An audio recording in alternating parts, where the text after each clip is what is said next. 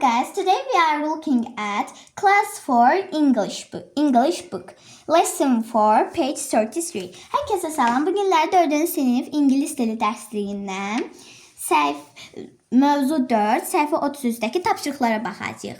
Let's look at exercise 4. Gəlin tapşırıq 4-ə baxaq. Say the words that are different. Match them to the sentences. Deyir ki, yəni buradakı sözlərdən fərqli olanları tapın, seçin. Match them to the sentences. Həmin o artıq sözləri buradakı cümlələrə uyğunlaşdıraq. Let's look at circle 1. Gəlin birinci dairəyə baxaq. At there this was January, breakfast, dinner. Burada bu sözlər var. Yanvar, səhər yeməyi və şam yeməyi. Sizcə burada hansı əlavədir?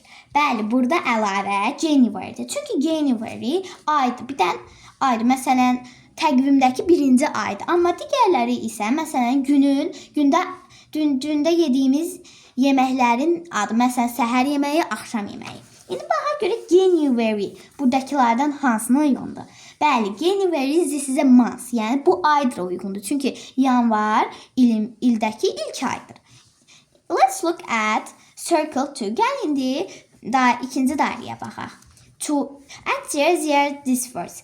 Burada bu sözlər var. 20, midnight, noon. 20, yəni 20, gecə yarısı və günorta çağı. Günortaya yaxın vaxt. Məsələn, 12, 11. Burada artıq olan söz 20'dir. Çünki 20 bir dənə rəqəmdir. Amma gecə yarısı və günortadan əvvəl bunlar günün bir hissəsidir. Yəni səhər, axşam, günorta bu kimi bir hissədir. İndi baxaq 20. What's 20? Bəli, 20. This is a number. Bu rəqəmdir. Let's look at circle 3. İndi gələk dairə 3-ə baxaq.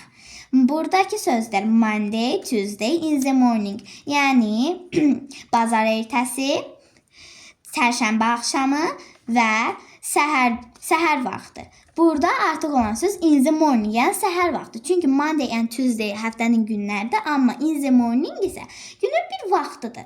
İndi isə burada in the morning, bəli, this is a time of a day, yəni bu günün bir hissəsidir. And now let's look at exercise 5. Answer Ricky's riddle. Gələk baxaq, deyək ki, Ricky'nin tapmacasını cavablayın. Let's look.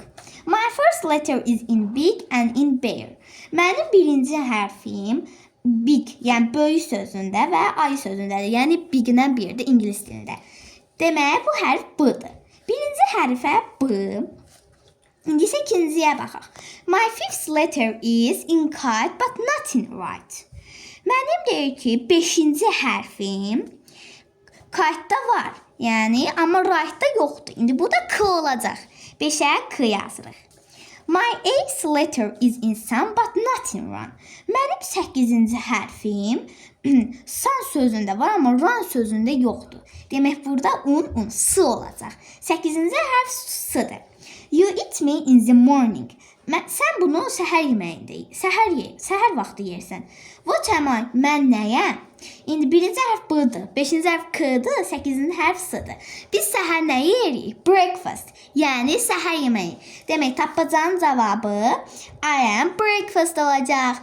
Thanks for watching my video. If you want to learn English, subscribe to my channel. Videomu izlədiyiniz üçün təşəkkür edirəm. İngilisini öyrənmək istəyirsinizsə kanalıma abunə olmağı unutmayın. Görüşənədək.